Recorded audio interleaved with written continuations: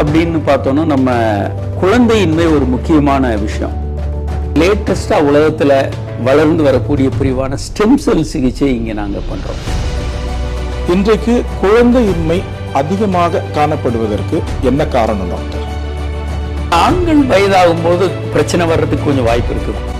கருக்கலைப்பால் ஏற்படும் பிரச்சனைகள் என்னென்ன டாக்டர்? ரத்தப்போக்குனால உயிருக்கு ஆபத்து. செக்ஸ் எஜுகேஷன்றது குழந்தைகளுக்கு முக்கியம். ஓரளவுக்கு குழந்தை நல்லா இருக்கு, பிரச்சனை பெருசா இல்லைன்னா 22 வயதுல பண்ணலாம். இந்த வயாக்ரா மாத்திரையை எடுத்துக்கொள்வது நல்லதா? உலகத்தை புரட்டி போட்ட ஒரு மாத்திரை வயக்ரா. கஜரகோ, சன் டெம்பிள், நிறைய கோயில்களுடைய கோபுரங்கள்ல இப்படி என்னென்னலாம் நீங்க கற்பனை பண்ணுவீங்களோ எல்லாமே அங்க சிற்பங்களா இருக்கு. Sex a day keeps doctors and lawyers away. வணக்கம் நேயர்களே, பிக் மூன் டிவியின் டாக்டர்ஸ் வியூ நிகழ்ச்சியில் உங்களை சந்திப்பதில் மிக்க மகிழ்ச்சி. இன்றைய நிகழ்ச்சியில் நாம் காணவிருக்கும் சிறப்பு மருத்துவர் பல்வேறு சிறப்பம்சங்களை கொண்டவர்.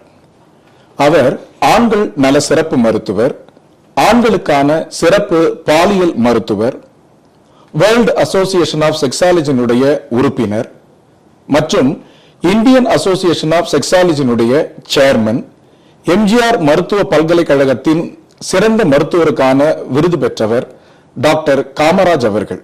வணக்கம் டாக்டர். வணக்கம் டாக்டர், உங்களை சந்திக்கிறதுல ரொம்ப மகிழ்ச்சி. நல்லது டாக்டர்.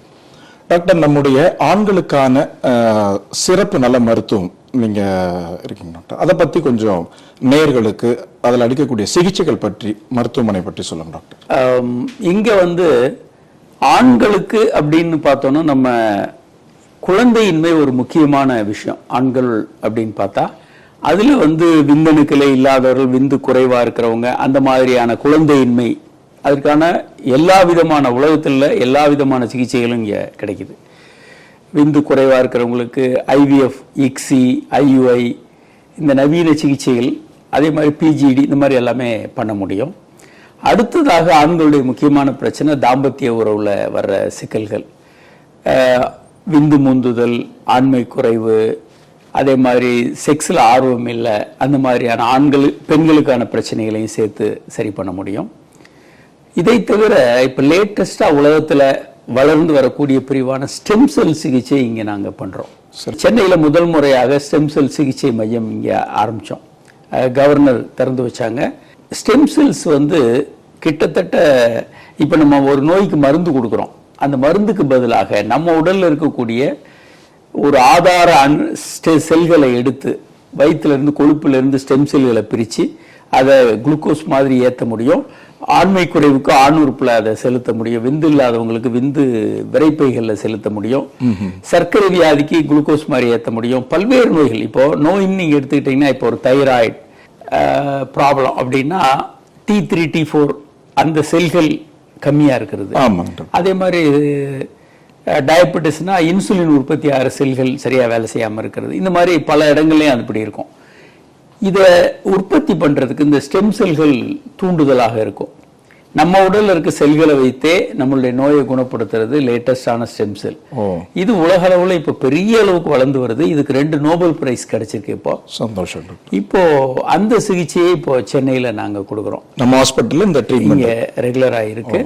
இதை தவிர மற்ற டாக்டர்ஸ் ஆர்த்தோ, பெரிய அளவுல இன்டர்நேஷனல் லெவல்ல ஆர்த்தோ சிகிச்சை கிடைக்குது.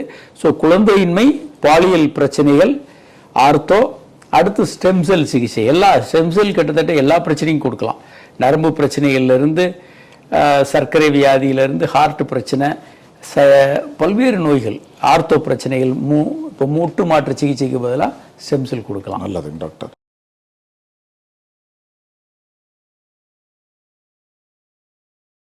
இங்க ஒரு டீமே இருக்கிறாங்க. டாக்டர் சுந்தர்ராமன் எண்டோக்ரைனாலஜிஸ்ட், அவர் தலைமையில ஒரு டீம் இருக்கிறாங்க. நிறைய பேர் இருக்கும் டயபெட்டாலஜிஸ்ட்.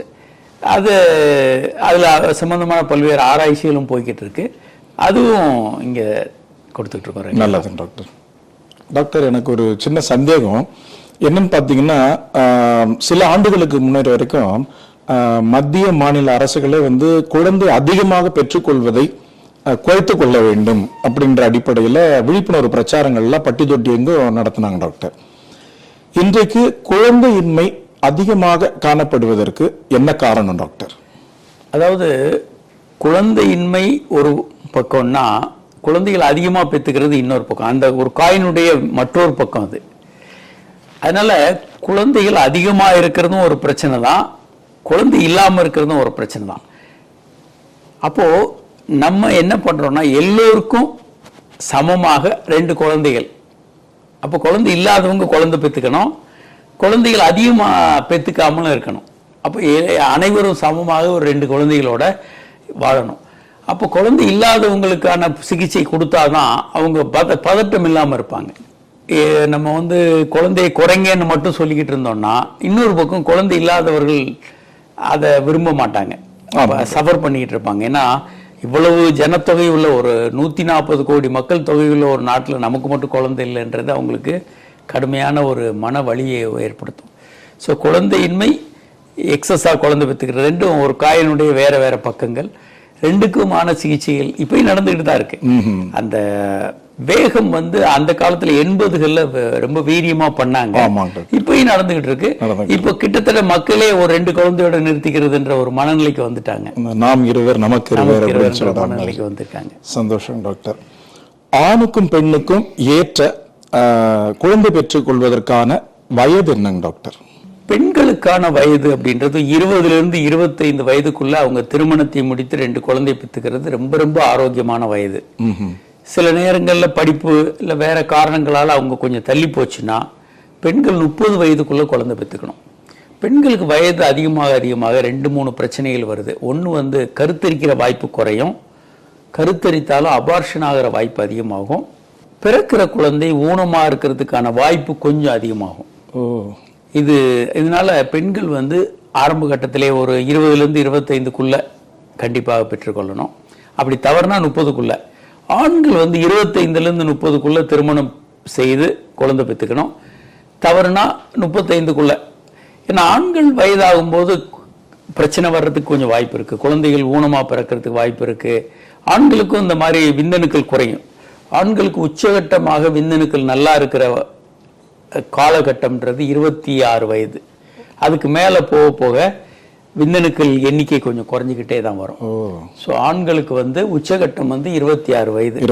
அதுக்கு மேல 40-45ன்னு போகும்போது விந்தணுக்கள் எண்ணிக்கை குறையும், அவருடைய தரமும் குறையும். அதனால ஒரு 30-35க்குள்ள ஆண்கள் 2 குழந்தை பெற்று முடித்துக் கொள்ளணும். நல்லது டாக்டர். இப்போ நிறைய தம்பதியினர் கப்பிள்ஸ் பார்த்தீங்கன்னா குழந்தைய தள்ளி போடுறோம் அப்படின்ட்டு வச்சுக்கிறாங்க, லைஃப்ல செட்டில் ஆகணும், அதனால நாங்கள் ஒரு 2 வருஷம் திருமணத்துக்கு பிறகு 2 வருஷம் கழித்து குழந்தைகளை பெற்றுக்கிறோம் அப்படின்றாங்க டாக்டர். இது சரிங்களா டாக்டர்? இது இப்போ இளம் வயதுல திருமணம் ஆகுது, ஒரு குழந்தைக்கு ஒரு பெண்ணுக்கு 19 வயதுலேயே திருமணம் ஆகுதுன்னா அவங்க அந்த வயதுல கருத்தரிக்கிறது தேவையில்லை, கொஞ்சம் தள்ளி போடலாம், 1 வருடம் 2 வருடம். இல்லை ஒரு படிச்சுக்கிட்டு இருக்காங்க, படிப்பு முடிக்க 1 வருடம் தேவைப்படுது, அப்போ தள்ளி போடலாம். தேவையில்லாத காரணத்தினால தள்ளி போடுவது நல்லதில்லை. ஏன்னா பின்னால குழந்தையின்மை அப்படின்னு சொல்லி அவங்க கஷ்டப்பட வேண்டியிருக்கும். முதல்ல தள்ளி போட்டுருவாங்க, அப்புறம் எல்லாரும் குடும்பத்தில் ப்ரெஷர் வந்துடும், குழந்தையான்னு கேட்க பதட்டமாகி தேவையற்ற சிகிச்சைகளில் போயிடுவாங்க. அதனால தேவையில்லாமல் தள்ளி போட வேண்டாம். நீங்கள் கண்டிப்பான தேவை இருக்குது, படிக்கணும், படிப்பை முடிச்சாகணும், இல்லை வேற ஏதாவது முக்கியமான தேவைகள் இருக்குது, அப்போ நீங்கள் தள்ளி போடலாம். அப்படி இல்லாத பட்சத்தில் தேவையில்லாமல் தள்ளி போட வேண்டாம் என்பது. கருக்கலைப்பால் ஏற்படும் பிரச்சனைகள் என்னென்ன டாக்டர், அதை பற்றி சொல்லுங்க. கருக்கலைப்பு பொதுவாக இல்லாமல் பார்த்துக்கிறதா நல்லது. அவங்க கருத்தடை முறைகள் பயன்படுத்திக்கலாம். குழந்தை தேவையில்லைன்னு நினச்சாங்கன்னா முறையான கருத்தடை காண்டம் பயன்படுத்தலாம். காப்பர் டீ இருக்குது பெண்களுக்கு, வாய்வெளி மாத்திரைகள் இருக்குது. ஆனால் பல நேரங்களில் இதெல்லாம் மீறி அவங்க செக்ஸில் ஈடுபட்டுருவாங்க. தாம்பத்திய உறவில் ஈடுபட்ட உடனே அவங்களுக்கு பிரச்சனைகள் வர ஆரம்பிச்சிடும், கருத்தரிச்சிருவாங்க. அந்த குழந்தை தேவையில்லைன்னு நினைக்கும் போது கருக்கலைப்பு செய்வாங்க. கருக்கலைப்பு செய்யறதுல என்ன பிரச்சனைனா மன ரீதியான பிரச்சனைகள், உடல் ரீதியான பிரச்சனைகள் இருக்கு. உடல் ரீதியான பிரச்சனைகள்ல கருக்குழாயில் அடைப்பு அடுத்து குழந்தை வேணும்னு நினைக்கும் போது குழந்தை பிறக்க முடியாமல் போயிடும். ஹார்மோன் இம்பேலன்ஸு, இன்ஃபெக்ஷன், சில பேர் உயிருக்கே கூட சில நேரங்களில் ரொம்ப ரேர ஆபத்து வரலாம். ஒரு 1000 கேஸில் ஒரு கேஸுக்கு உயிருக்கே ஆபத்து, ரத்தப்போக்குனால உயிருக்கு ஆபத்து, இந்த மாதிரியான பிரச்சனைகள் வர வாய்ப்பு இருக்கு. அதனால தேவையான நேரத்தில் ஒரு தேவையற்ற ஒரு பெண்ணை பாலியல் பலாத்காரம் பண்ணி அவங்க தேவையில்லாமல் கர்ப்பமாயிட்டாங்க, அந்த கருவை கலைக்கலாம். ஆனால் தேவையற்ற முறையில் ஒரு தம்பதிகள் குழந்தை வேணான்னு நினச்சிக்கிட்டு அவங்க எந்த ஒரு பாதுகாப்பான முறையும் பயன்படுத்தாமல் கர்ப்பமாயிட்டாங்கன்னா அது ஆபத்தானது. அப்படி இல்லாமல் இருக்கிறது தான் நல்லது. சார், டாக்டரா இது வந்து தவிர்க்கிறது நல்லதுன்றீங்க டாக்டர்? கண்டிப்பாக தவிர்க்க நல்லதுங்க டாக்டர். டாக்டர், அந்த காலத்துல எல்லாம் கோவில்ல பாத்தீங்கன்னாக்கா தாம்பத்திய உறவின் வடிவங்களை சிற்பங்களா வடிவமைச்சிருந்தாங்க. அது எதனாலங்க டாக்டர்? எது குறிப்பிடுதுங்க டாக்டர்? அதாவது இந்தியாவை பொறுத்த வரைக்கும் இந்து மதம் அதனுடைய 4 படிகளாக இருந்தது. என்னன்னா அறம், பொருள், இன்பம், வீடு பேர். வீடு பேர்ன்றது மோட்சம். அறத்துப்பால், அதான் திருக்குறள்ல இருந்து பார்த்தீங்கன்னா அறத்துப்பால், அதுக்கப்புறம் பொருட்பால், அதுக்கப்புறம் இன்பத்துப்பால், காமத்துப்பால். அதே மாதிரி வடமொழியிலையும் அப்படிதான் இருந்தது. மனு நீதி, அப்புறம் அர்த்த சாஸ்திரா, அதுக்கு மேல காமசூத்ரா. இந்த காலகட்டத்தில் இதுதான் இருந்தது படிநிலைகளாக. அப்போ காமம் என்பது இந்து மதத்தினுடைய ஒரு பகுதியாக அது இருந்தது, புனிதமாக கருதப்பட்டதுன்னே சொல்லலாம். ஆமா, அது ஒரு பகுதியாக, அந்த மதத்தினுடைய உள்ளடங்கிய ஒரு பகுதியாக இருந்தது. அதனால கஜரகோ, சன் டெம்பிள், நிறைய கோயில்களுடைய கோபுரங்கள்ல உலகத்துல நீங்க என்னென்னலாம் செக்ஸ்ல பொசிஷன்ஸ், என்னென்ன நிலைகள், இல்லை மிருகங்களோட செக்ஸ் பண்றது, இப்படி என்னென்னலாம் நீங்க கற்பனை பண்ணுவீங்களோ எல்லாமே அங்க சிற்பங்களா இருக்கு கோவில்ல, அந்த கோயிலுடைய கோபுரங்கள்ல. ஆமாங்க. இது நிறைய பேருக்கு ஆச்சரியமா இருக்கும், ஏன்னா இது மற்ற மதங்கள்ல இப்படி இல்லை. அப்போ இந்து மதத்தை பொறுத்த வரைக்கும் இது உள்ளடக்கி இருந்தது. இதுக்கு இடையில வந்து பிரிட்டிஷ் ஆட்சி, முகல் இவங்கெல்லாம் உள்ள வந்த பிறகு இந்த கான்செப்ட் வந்து தப்பு அப்படின்ற ஒரு எண்ணம் வர ஆரம்பிச்சிச்சு. இந்த மாதிரி செக்ஸ் வந்து கடவுளுக்கு எதிரானது அப்படின்ற ஒரு கான்செப்ட் உள்ள வர ஆரம்பிச்சது. அப்போ எல்லா மதங்களையும் அந்த மாதிரி ஒரு கான்செப்ட் இருக்கு.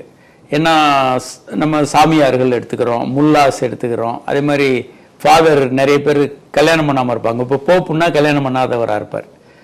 அப்போ இந்த சிற்றின்பம், உடல் இன்பத்தை விளக்குறவங்க வந்து ஒரு மேன்மையானவர்கள்ன்ற கான்செப்ட் மதங்களுக்குள்ள இருக்கு. இந்த சிற்றின்பம் வந்து இல்லை செக்ஸ் வந்து கடவுளுக்கு எதிரான ஒரு தவறான கருத்து இருந்தது. அது இப்போ வந்து நம்மளை வந்து செக்ஸ் வந்து கடவுளுக்கு எதிரானதுன்றது நமக்கு எண்ணத்துக்கு கொண்டு வந்திருக்கு. பட் அப்படி இல்லை. இந்து மதம் வந்து அதை உள்ளடக்கியது தான். ஒருவனுக்கு ஒருத்தி அப்படின்ற வரைக்கும் இந்த தாம்பத்திய உறவுன்றது புனிதமான ஒரு விஷயம், ஒரு நல்ல விஷயம், இயல்பான ஒரு விஷயம் தான். சந்தோஷம் டாக்டர். செக்ஸ் எஜுகேஷன்ன்றது குழந்தைகளுக்கு முக்கியம். கண்டிப்பாக பாலியல் கல்வி ஆரம்பிக்கணும்.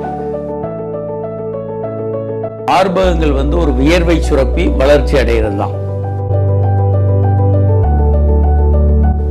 ஓரளவுக்கு குழந்தை நல்லா இருக்கு, பிரச்சனை பெருசா இல்லைன்னா 22 வயதுல பண்ணலாம்.